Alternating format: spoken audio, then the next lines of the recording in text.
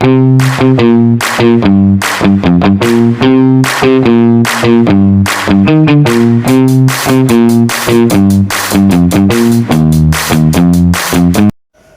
semuanya, perkenalkan saya Kristela Dinata dengan NIM akhir 123 dari Universitas Negeri Surabaya, program studi D4 Administrasi Negara.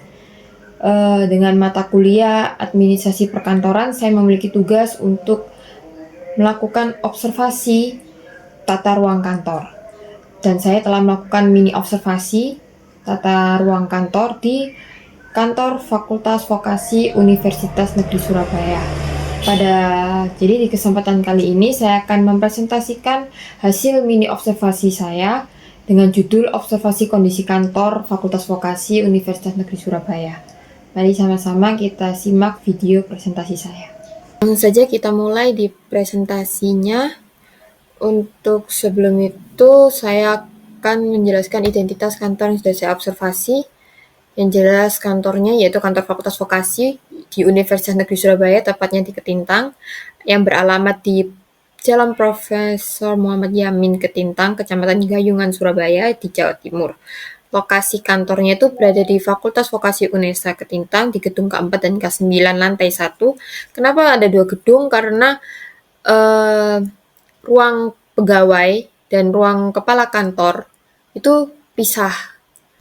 Nah, jenis layanannya itu yaitu pusat layanan administrasi akademik dan non-akademik.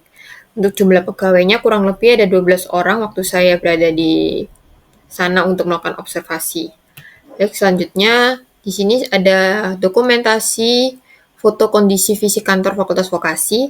Yang di bagian kiri yang pertama yaitu foto kondisi bagian admin prodi, yang di sana sekitar ada 5-6 orang, yang dimana tiap-tiap pegawai di sana memegang tanggung jawab prodinya masing-masing. Sekitar satu pegawai itu memegang 3-4 prodi, 2-3 atau 4. Lalu yang di tengah ini ada foto kondisi bagian kemahasiswaan, yang dimana di sana nanti terjadi pelayanan untuk tanda tangan ke dekan, wakil dekan, pokoknya yang merujuk ke bagian jabatan tertinggi di Fakultas Vokasi. Lalu yang terakhir ada foto kondisi ruang pelayanan, yaitu kasir, yang terlihat tertutup ya ruangannya. Baik, di sini saya akan menjelaskan kondisi fisik kantor, yang dimana berdasarkan observasi yang sudah saya lakukan itu di dalam kantor terdapat 3 unit kerja, yaitu bagian admin prodi, bagian kemahasiswaan, dan bagian pelayanan kasir. Nah, di bagian admin prodi ini tadi itu terletak di depan ya, dekat pintu. Jadi saat kita masuk, sebelah kanan itu langsung ada bagian admin prodi, di mana di sana ada meja yang memanjang secara horizontal. Tetapi di sana tidak terdapat sekat ya antar pegawai. Jadi 5 pegawai ini tadi itu mejanya saling terhubung dan tidak ada sekat pembatas antara orang pertama dengan orang yang kedua.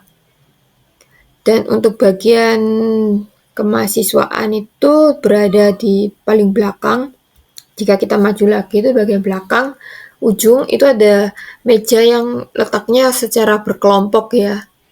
Tapi di meja tersebut masih ada sekat kecil, sehingga saat kita bekerja di sana kita tidak bisa langsung melihat rekan kita karena ada sekat kecil di sana.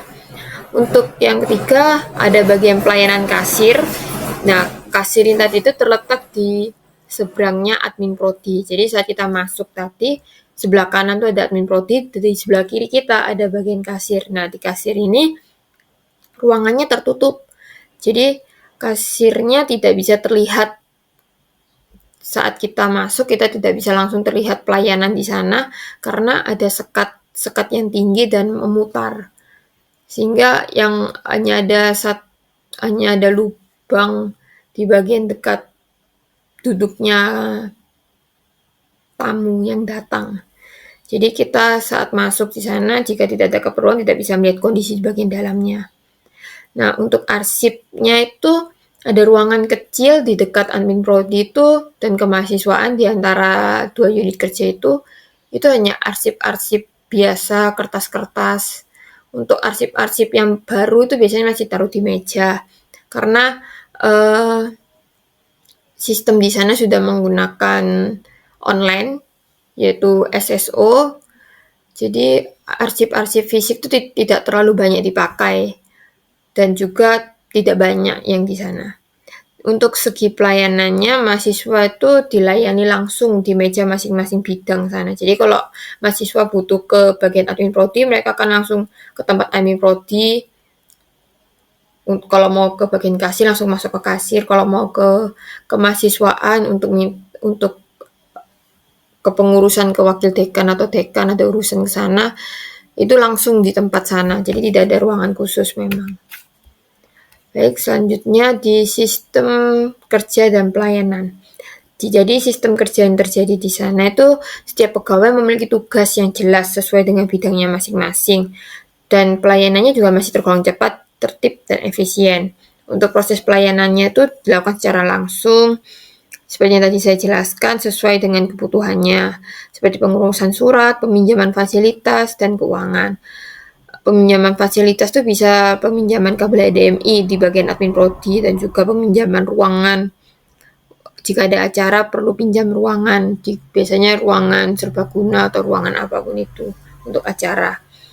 Jadi dan juga kantor fakultas vokasi tadi seperti yang saya jelaskan sudah menggunakan sistem SSO ya, sehingga pengelolaan administrasi itu semuanya dilakukan secara online di sana, sehingga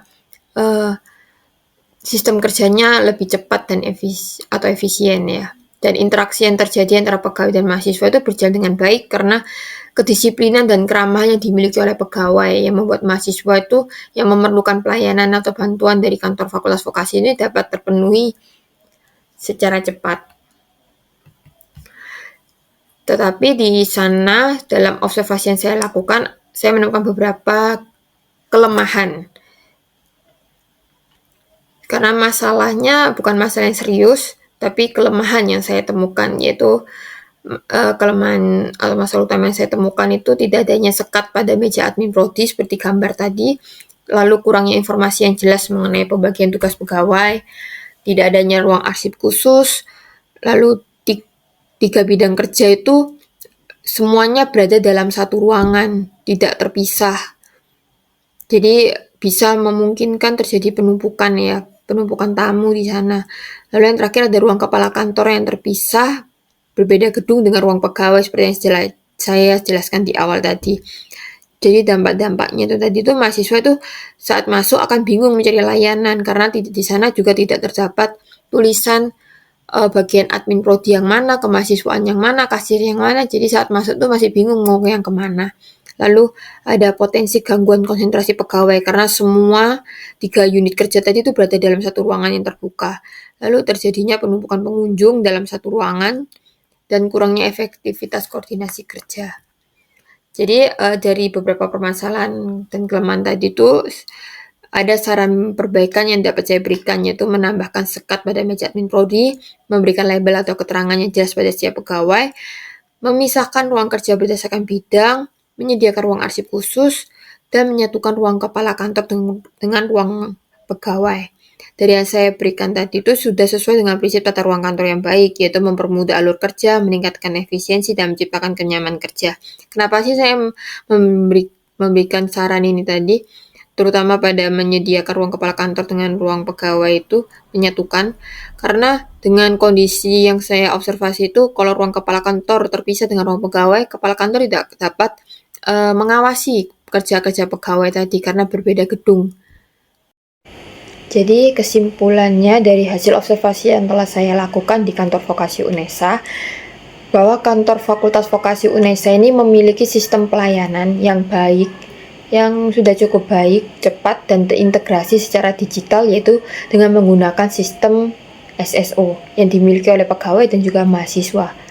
Namun, masih terdapat beberapa kelemahan yang masih perlu dibenahi atau diperbaiki, yaitu terutama pada tata letak ruang kantor yang masih terlalu terbuka dan dalam unit kerja itu masih menjadi di dalam satu ruangan, tidak terpisah-pisah.